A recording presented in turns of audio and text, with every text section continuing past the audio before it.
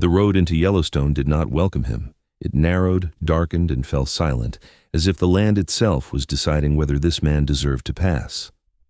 Autumn hung heavy between the trees, the air sharp with cold not yet named, while snow whispered from the mountains long before it was supposed to, brushing the windshield like a warning rather than a greeting.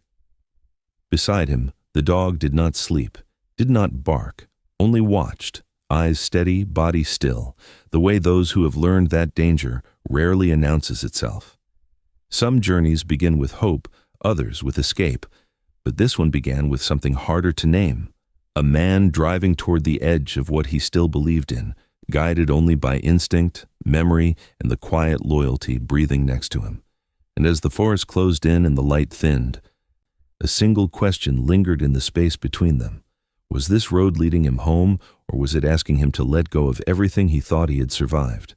Before we begin, please support the channel by subscribing, and tell me in the comments, how are you feeling right now, and where in the world are you watching this from? I truly want to know how far this story can travel across the earth. The light over Yellowstone was already thinning when the truck crossed the park boundary, not fading so much as retreating, as if daylight itself had decided it had lingered long enough. Wind moved through the tall grass beside the road in uneven waves, bending it low, releasing a dry, bitter scent that clung to the air like something unfinished. Far above, clouds dragged their shadows across the mountains, slow and heavy, pressing the land into a muted stillness. Somewhere in that quiet, a distant sound echoed, too hollow for thunder, too deep for wind, then disappeared before it could be understood. Ethan Hawkwood drove the way men do when they are not in a hurry to arrive. Both hands rested firmly on the steering wheel, fingers wrapped tight not from tension, but from familiarity. The kind learned in places where letting go came with consequences. His shoulders were broad beneath a worn brown leather jacket, its creases softened by years of use, its weight comforting rather than burdensome. The olive green military t-shirt beneath it had faded unevenly, the color of something once official that had long since been released back into the world. He did not hum, did not speak, did not adjust the radio. The silence inside the cab felt intentional, as though sound itself might disturb whatever fragile balance held him together. Beside him sat Hunter, a 6-year-old German shepherd with a solid muscular frame and a coat dark along the spine, lighter across the chest, the fur thick and clean despite the long road behind them. He sat upright in the passenger seat, not pacing, not restless, his posture alert without being rigid, eyes fixed on the road ahead, as if he understood that this was not a place for distraction. Hunter did not bark at passing shadows or shifting branches. He never did unless something demanded a voice. There was a stillness to him, a patience that came not from obedience, but from having learned when silence mattered more. This was not a vacation. It carried none of the careless excitement people brought into national parks, none of the maps folded and unfolded with anticipation, none of the conversations about viewpoints or photographs. Ethan had not told anyone he was coming. He had not left a forwarding address, had not written a note explaining why the house would soon stand empty.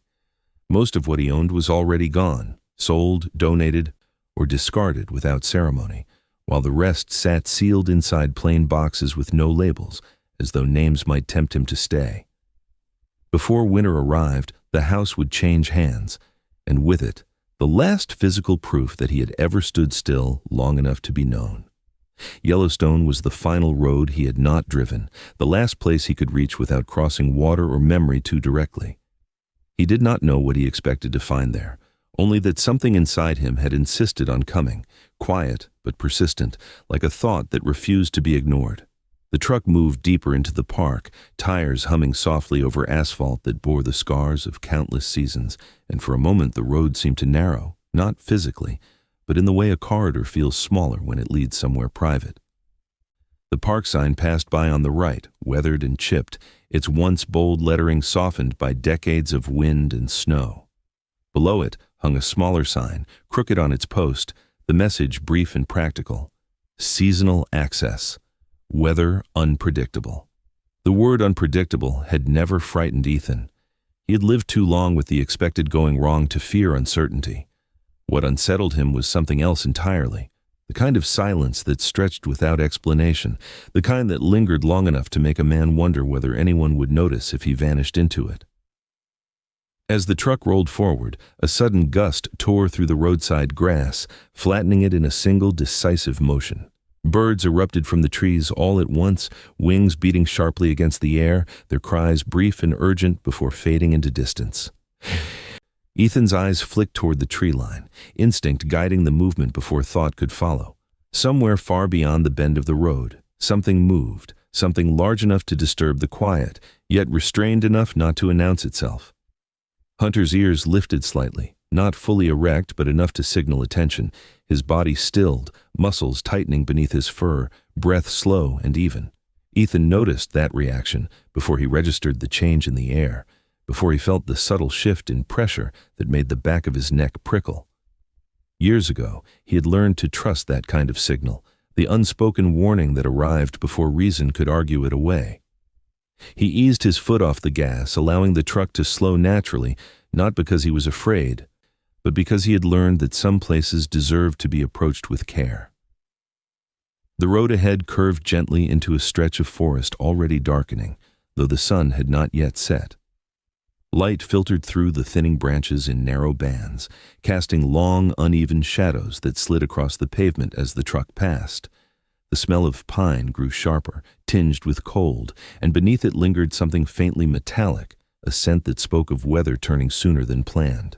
Ethan's gaze remained fixed forward, but his awareness expanded outward, taking in the rhythm of the road, the movement of the trees, the quiet presence beside him. For a moment, the world seemed to hold its breath. The truck continued on, steady and unhurried, carrying with it a man who had spent much of his life doing what was required and a dog who had learned to watch without judgment. Neither of them expected answers from the land they were entering, only honesty. Ethan did not think of forgiveness or redemption as he drove. Those were words people used when they wanted to explain things that could not be explained. All he knew was that something had drawn him here, to a place where the rules were older than any he had followed, and that turning back would feel more final than moving forward. Then, without warning, the first snowflake touched the windshield. It melted almost instantly, leaving behind only a faint trace, easily dismissed as dust or glare. A second followed, then another, each one drifting down with a deliberate slowness that felt less like weather and more like a decision. Ethan's brow furrowed slightly as he watched them gather, his grip on the steering wheel tightening by a fraction, not in panic, but in recognition. Hunter shifted his weight, eyes narrowing as he watched the road ahead, his focus sharpening as the air grew colder. Snow was not supposed to fall yet, not this early, not this quietly. The truck moved on, carrying them deeper into Yellowstone as the flakes continued to descend, soft and persistent, blurring the line between what was expected and what was no longer guaranteed. The road narrowed without warning, not by design, but by neglect, as if fewer people had chosen to pass this way in recent years. Trees pressed closer to the asphalt, their trunks darkened by moisture, their branches stretching overhead until the sky became a thin ribbon of gray. The air felt heavier here, damp with cold and pine resin, carrying a stillness that did not belong to emptiness, but to attention. Even the sound of the tires seemed muted, absorbed by the forest before it could echo. The ranger station appeared suddenly, half hidden behind a bend in the road, its outline emerging from the trees like a thought Ethan had not meant to have.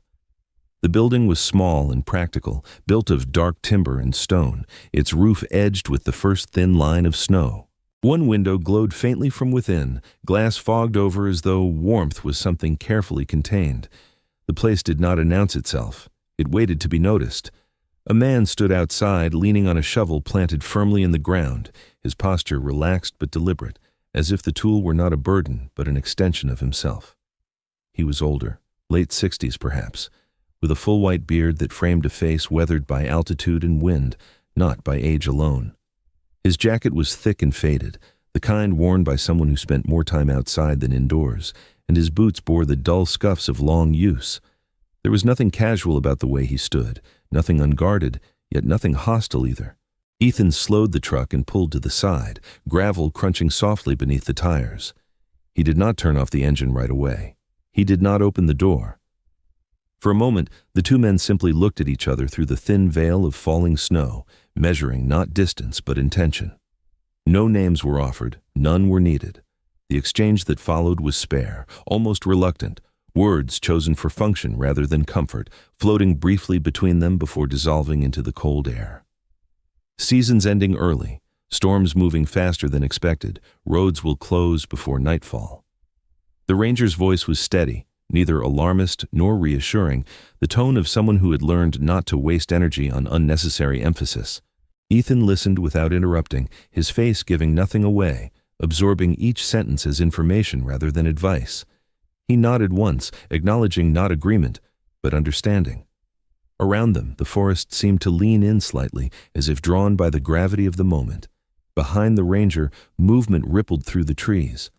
At first, it was only a suggestion, a shift of shadow where shadow already existed, a change in pattern that caught the eye without revealing its source. Then, shapes resolved between the trunks, gray forms moving low and smooth, their motion controlled, economical, unmistakably alive. Wolves, not a pack close enough to threaten, not distant enough to ignore. They flowed through the forest with a confidence born of belonging, neither hurried nor hesitant, aware of the men without acknowledging them.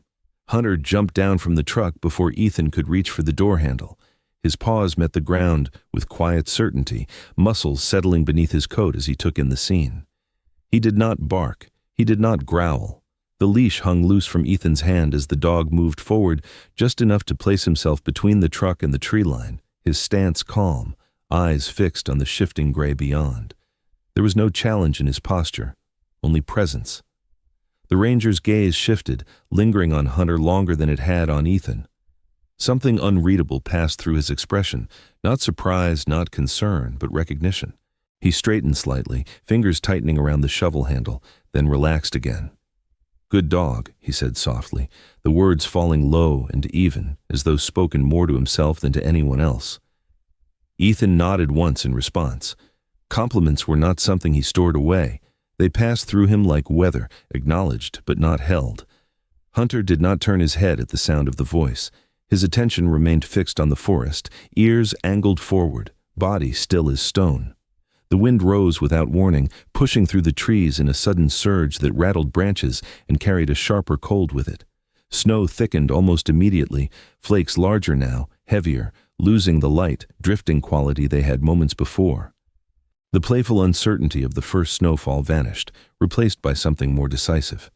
The ranger glanced toward the mountains, their peaks already obscured by cloud, then back at Ethan. There was a pause between them. Not long enough to invite questions, not short enough to feel accidental.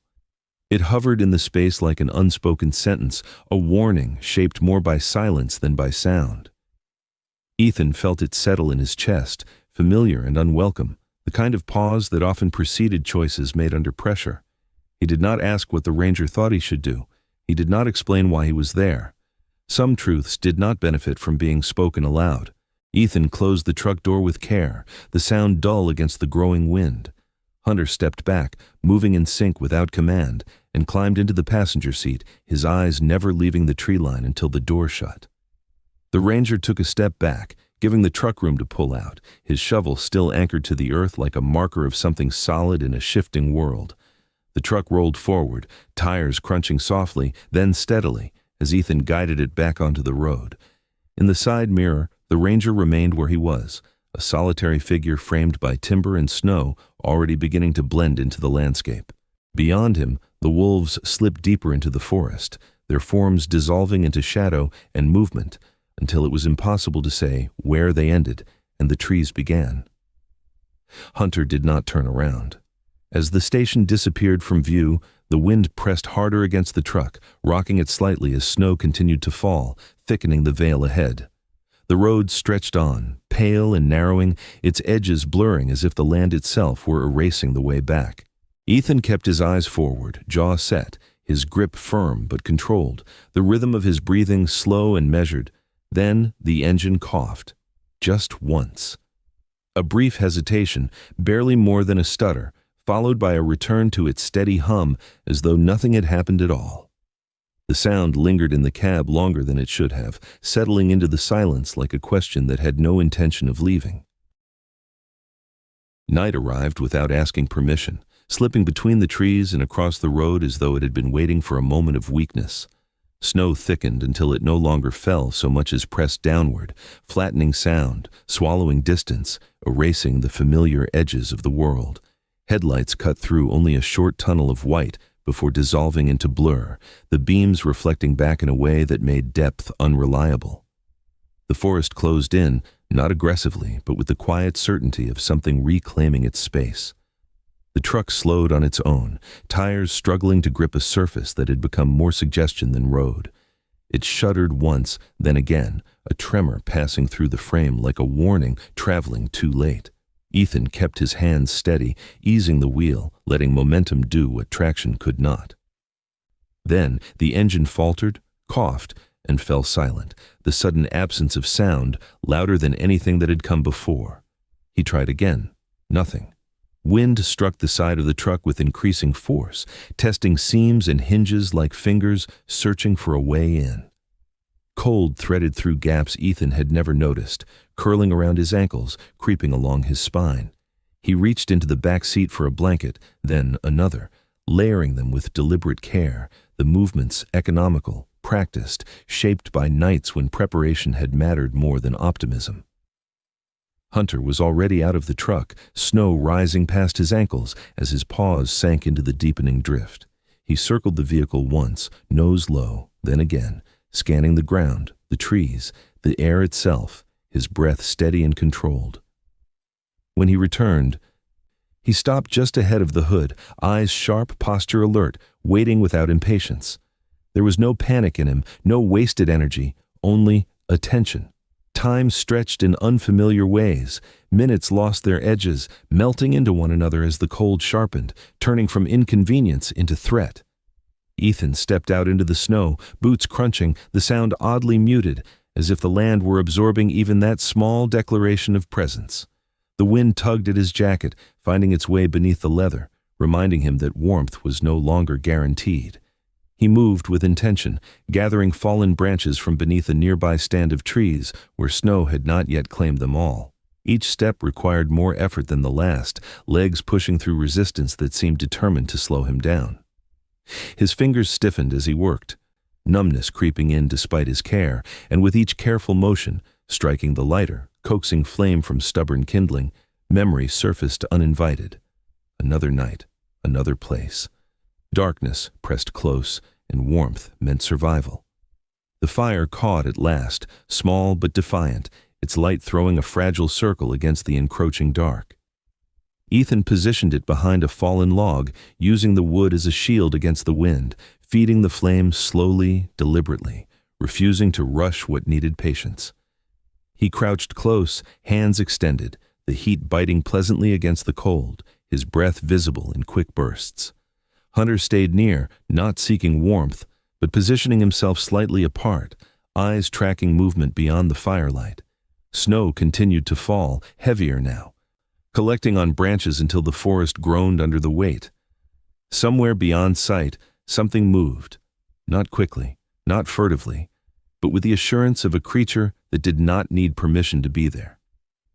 The sound was subtle, more felt than heard, a shift in presence that raised the hairs along Ethan's arms. He did not reach for a weapon. He did not call out. He simply listened, trusting the silence to tell him what sound would not. Hunter's body tensed slightly, his ears angling toward the slope above them, but he did not advance, did not retreat. Whatever was there, it was aware of them and content to remain just out of reach. Ethan's shoulders sagged as the minutes wore on, not from the cold, but from a deeper weight settling in his chest. The familiar sense of waiting returned, the kind that followed promises of help that arrived too late, or not at all. He had learned long ago that being prepared did not guarantee rescue, that sometimes survival meant enduring the knowledge that no one was coming. The fire weakened as snow crept closer, flakes hissing softly as they met the heat, stealing warmth one by one. Ethan fed it what he could, but the wood was damp, the wind relentless, and the flame shrank despite his efforts. He watched it carefully, calculating what little time it might buy them, knowing that calculation itself was a kind of control. Hunter lifted his head suddenly. The change was immediate and unmistakable. His eyes locked onto something beyond the firelight, body going still in a way that carried no confusion, only certainty. Ethan followed his gaze. Squinting into the darkness as snow continued to fall, the white veil shifting just enough to reveal what did not belong. A dark shape stood among the trees on the slope above them. At first, it seemed like another trick of shadow, the mind searching for structure where none existed. Then, the lines sharpened, straight edges where nature usually curved, angles too deliberate to be mistaken for rock or fallen timber. A structure. A building of some kind, its outline barely visible against the forest, as though it had learned to hide by remaining still. Ethan's breath caught, not in fear but in recognition of possibility. Shelter, walls, a roof strong enough to hold back the wind, perhaps even the snow. He glanced back at the fire, now reduced to a fragile glow, then at the truck half buried behind them, already surrendering to the storm. The choice formed quietly, without drama, as decisions often did when there was no room for doubt. He crouched low and pressed his gloved hands into the snow, scooping it toward the fire, smothering the remaining embers with careful urgency. Steam rose briefly, then vanished, leaving only darkness where warmth had been. The cold rushed in immediately, sharper for having been held at bay even briefly. Hunter did not wait for a command. He stepped forward, paws finding purchase on the incline, moving with steady confidence toward the shadowed structure above. Ethan followed, legs heavy, breath labored, the snow deepening with each step, resistance pulling at him like unseen hands. Behind them, the fire was gone, the truck fading into white, the road erased as though it had never existed. They moved into the storm together, guided by instinct, memory, and the faint promise of shelter ahead, stepping away from what little certainty remained and into what waited beyond the trees. The structure revealed itself slowly as Ethan and Hunter climbed, not emerging all at once, but allowing its shape to be understood in fragments, as though it preferred to be discovered rather than found. Snow clung to its outer walls in uneven sheets, softening the edges, but not disguising the intention behind them. Thick logs formed the body of the cabin, fitted together with care rather than haste, their ends notched deep, built to resist more than weather. The building did not look abandoned so much as paused, waiting in the same position it had held for decades. Ethan reached the door and placed his hand against the wood before pushing it open, feeling the dense grain beneath his glove, the quiet strength of something meant to endure. The hinges protested softly, a restrained sound, as though even the metal understood the value of silence here. Cold air met them inside, but it was a different kind of cold than the one outside, still, dry, untouched by wind. Snow no longer pressed against him. Instead, the space closed gently around his presence, containing it. The interior was spare but deliberate. Thick beams crossed the ceiling, reinforced at every joint, the angles precise, uncompromising. Windows were set high in the walls, narrow and practical, designed to admit light without offering exposure. Dust lay thick across the floor, undisturbed except for a single narrow path leading from the door toward the back wall, as though someone had walked the same route every day for years, then simply stopped. Ethan stepped inside fully, boots settling into the dust with a muted sound. And the door swung shut behind him under its own weight. The silence deepened immediately, not empty but layered, carrying with it the subtle creaks of wood adjusting to the cold, the faint tick of snow sliding from the roof. The air smelled faintly of old timber and oil, a scent that stirred something low and uninvited in his chest. His fingers brushed against metal near the wall, the contact accidental at first, then deliberate as he cleared away dust with slow care. A plaque emerged beneath his touch, half buried, dulled by time but intact. Numbers followed by dates, a designation, military. The recognition did not strike like a blow. It settled instead, quiet and heavy, rearranging something inside him. This was not a shelter built for travelers. This was a station, a place meant to be held, not passed through. Ethan's chest tightened, not in panic but in acknowledgement. The cold inside the cabin felt sharper now, not because of temperature, but because of memory, because of what the space implied. He had learned long ago how structures could hold intention, how walls remembered the purpose they were given. This place had been built to wait, to endure, to hold steady in conditions where others would not. Hunter moved ahead of him with unhurried confidence, nose low, tail steady, his large frame navigating the room without hesitation. He circled once, twice, mapping the space in a way that did not require sight alone. When he reached the far wall, he stopped abruptly and sat, posture alert, eyes fixed on a section of timber that looked no different from the rest. Ethan followed, kneeling beside him. Fingers tracing the warped boards where Hunter's attention lingered. One plank shifted slightly under pressure, revealing the faint outline of a seam. Ethan worked it loose with careful patience, the wood resisting at first, then yielding with a dry, resigned sound. Behind it, wrapped tightly in oilcloth darkened by age, lay a small cache of supplies. The bundles were old but preserved with intention, tools cleaned and wrapped, rations sealed and labeled in a hand that favored clarity over flourish, a folded blanket packed tight against moisture. Someone had planned for strangers here, for people they would never meet, trusting that need alone would justify the effort. The thought settled over Ethan with unexpected weight. He lowered himself onto a wooden crate nearby, the movement heavy, unguarded. His breath came shallow at first, then steadied as he allowed the moment to exist without explanation. Snow tapped against the roof overhead, the sound muted and rhythmic, softer here, almost reverent, as though the storm itself recognized the boundaries of the space. For the first time since the truck had failed, Ethan closed his eyes. He did not see fire or chaos. He did not hear orders or distant shouting. Instead, he saw hands, anonymous, steady, packing supplies, sealing seams, leaving something behind without expectation of return. The weight in his chest shifted, loosening just enough to allow breath to move freely again. This place had not been built on hope of rescue or recognition. It had been built on responsibility, the quiet understanding that someone, someday, would need what was left here. Hunter moved closer and placed his head gently against Ethan's knee, the contact firm but unassuming. He did not whine. He did not demand attention. He was simply there, sharing the stillness without attempting to fill it.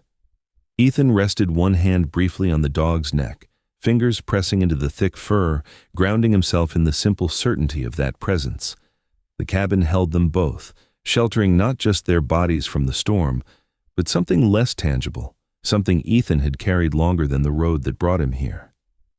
Then the quiet broke.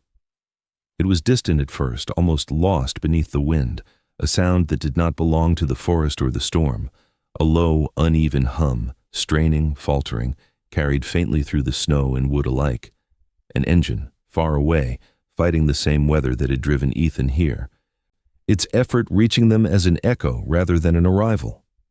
Ethan's eyes opened slowly. He did not rise. He did not move toward the door. He simply listened, letting the sound exist without interpretation, aware that it changed nothing, yet altered everything. The hum wavered, then faded, swallowed again by the storm. Silence returned, thicker than before. The sound faded before it ever reached them. It thinned, weakened, and vanished into the storm like a breath released too soon, leaving behind only the quiet weight of its absence. Ethan did not curse. He did not rush to the door or reach instinctively for what he no longer carried. Instead, he rose slowly, testing his balance, letting the stiffness in his legs loosen on its own terms, as if he had learned that some movements demanded patience before they offered trust. He opened the cabin door. The storm had softened. It had not ended, snow still fell, but the flakes drifted now instead of striking, their descent gentler, almost deliberate, as though the mountain had already decided to let go. Dawn pressed faint color into the edges of the sky, a pale blue struggling through the gray, revealing the clearing in quiet increments. The air carried less bite, less urgency, and for the first time since nightfall, the cold felt survivable rather than threatening. At the edge of the clearing, the ranger stood. He was closer than Ethan expected, positioned where the trees thinned just enough to frame him without isolating him. The shovel was gone. Snow dusted his jacket and beard alike, settling into the creases as though he had been standing there longer than necessary. His posture was relaxed, unguarded, and when his eyes met Ethan's, there was no surprise in them, only acknowledgement, the calm recognition of someone who had not doubted this outcome. No apologies passed between them. None were owed. The ranger's gaze moved slowly, deliberately, taking in the open doorway, the interior shadows, the faint warmth lingering where a fire had burned not long ago. His eyes settled briefly on the preserved supplies laid out on the crate, then on Hunter, who sat upright at Ethan's side, posture steady, attention alert but unstrained. The look lingered there, measuring not obedience, but partnership. A short nod followed. Small, certain. Some things, it seemed, were always being watched over, quietly, without ceremony, by people who understood that presence did not require explanation. Ethan felt the realization form not as a thought, but as a shift, something easing into place after long resistance. This road had never been about leaving anything behind. It had not been an escape or an ending, no matter how much he had tried to frame it that way. It was about carrying forward what others had preserved in silence, stepping into a line of care that stretched beyond names and years. He reached for one of the oilcloth-wrapped bundles and held it out to the ranger without hesitation. The exchange was simple, unadorned. No words, no instructions, just the transfer of responsibility from one pair of hands to another. Ethan kept the remaining bundle, not possessively, but with intention, already aware that its purpose was not finished. The ranger accepted the pack with a steady grip, his nod deepening by a fraction, a gesture that acknowledged more than gratitude. Around them, the forest shifted almost imperceptibly, branches relaxing under lighter snow, the distant creak of timber easing into stillness. It felt in that moment as though the land itself had exhaled. Hunter rose and moved closer to Ethan, pressing briefly against his leg before settling again, eyes following the ranger with quiet curiosity. His tail flicked once, not in excitement, but in recognition, as though he too understood that this meeting carried meaning beyond the obvious. Ethan rested his hand on the dog's head, fingers brushing the familiar ridge of fur, grounding himself in the simple reality of shared warmth. For a while, no one spoke. The silence was different now, open, unburdened, the kind that did not ask to be filled. Ethan watched the light change as dawn continued its careful work, revealing tracks in the snow that crossed and overlapped, wolves, deer, bootprints old and new, none erasing the others. The world, it seemed, had always made room for more than one story at a time. A thought surfaced then, unforced, clear in its simplicity. Survival was not only about enduring the storm. It was about recognizing what was meant to be passed on once the storm moved through. The ranger shifted his weight and turned slightly, lifting one gloved hand to gesture deeper into the park. His finger traced an invisible line through the trees, following a road that remained just barely visible beneath fresh snow, narrow and uncertain, but open. The gesture was unhurried, offered rather than insisted upon, an invitation shaped by knowledge rather than authority. Light caught the edge of the path, reflecting faintly, enough to confirm its existence without promising ease.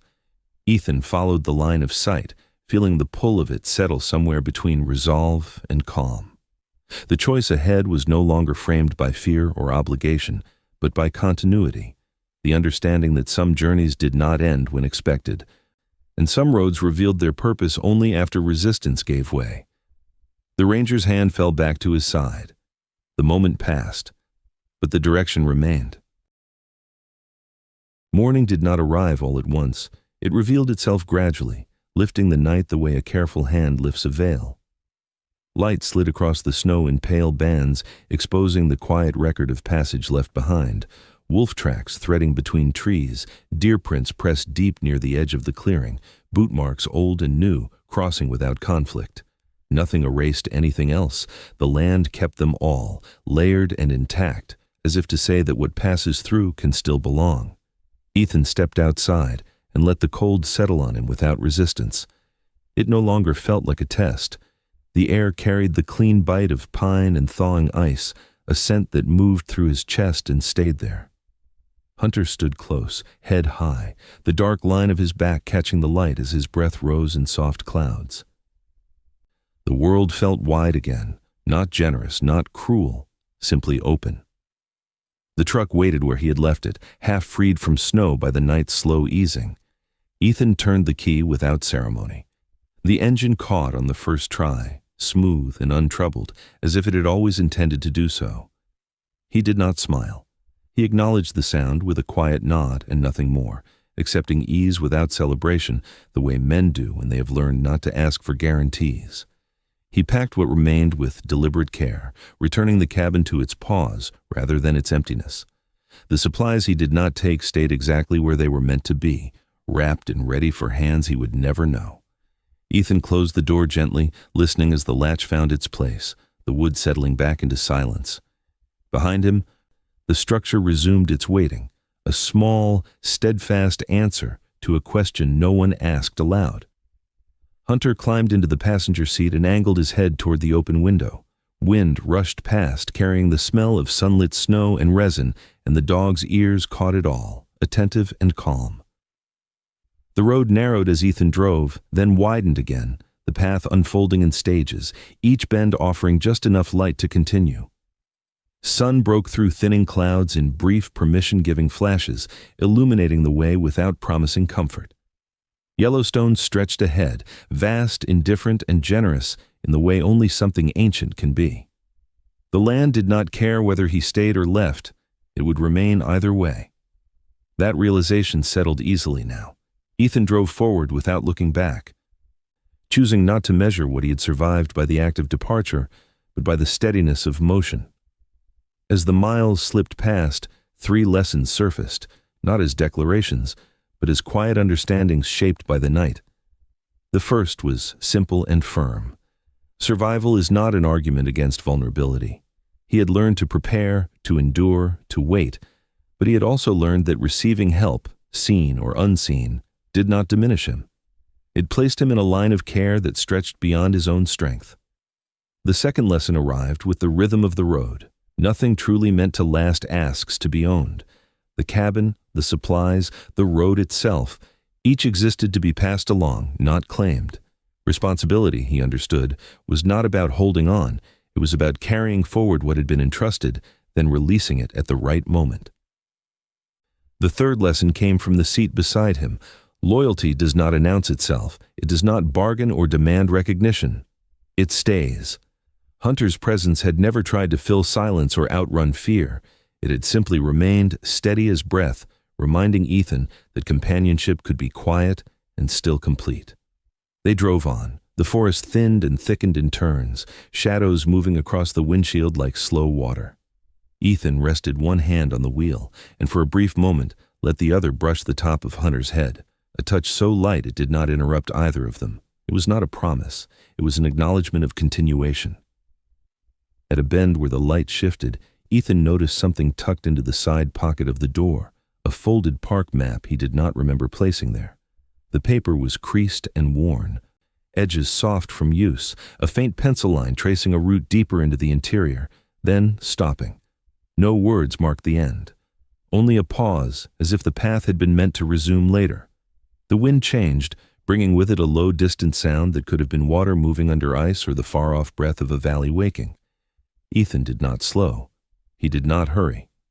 He let the sound pass through the cab and continue on its way, carrying with it the suggestion that there were still places where waiting served a purpose. Behind them, the cabin stood ready, roof holding, walls steady, supplies intact, prepared for the next traveler who would arrive cold, unsure, and not entirely lost. Ahead, the road continued to reveal itself in honest increments, asking only for attention and time. Ethan drove until the morning fully claimed the day. The storm was gone. The silence remained, no longer heavy, no longer demanding explanation. The land kept its counsel, the dog kept his watch, and the road, patient, uninsistent, went on. I leave this place without taking anything from it, and somehow I feel fuller than when I arrived. The road behind me disappears quietly, as if it never needed to be remembered, while the one ahead opens in small, honest stretches that ask only for patience. I carry the day inside me now, the cold that sharpened my senses, the silence that forced me to listen, and the shelter that reminded me I was never as alone as I believed. Healing, I realize, does not arrive like a victory. It settles like snow after a storm, soft enough to be missed if you are not paying attention. What this journey taught me is simple, and therefore hard to forget. That survival is not about resisting everything, but about knowing when to accept what is offered: warmth, help, presence, without shame. That nature does not exist to test us, but to reflect us, showing us how endurance and gentleness can live in the same body. And that loyalty, the truest kind, does not ask to be seen. It stays steady and wordless the way my dog stays beside me, watching the world with calm eyes while trusting me to keep moving forward. I feel different now, not lighter, but more aligned, as if something inside me has stopped pulling in opposite directions. The past no longer presses against my back. It walks with me, quieter, carrying its weight without asking for explanation. I breathe more deeply, notice more, and speak less, understanding that not every truth needs a voice. There is strength in continuing, without needing to define what comes next. The land remains where it is, vast, indifferent, generous, and my companion remains at my side, ears catching the wind, heart steady, ready for whatever lies ahead.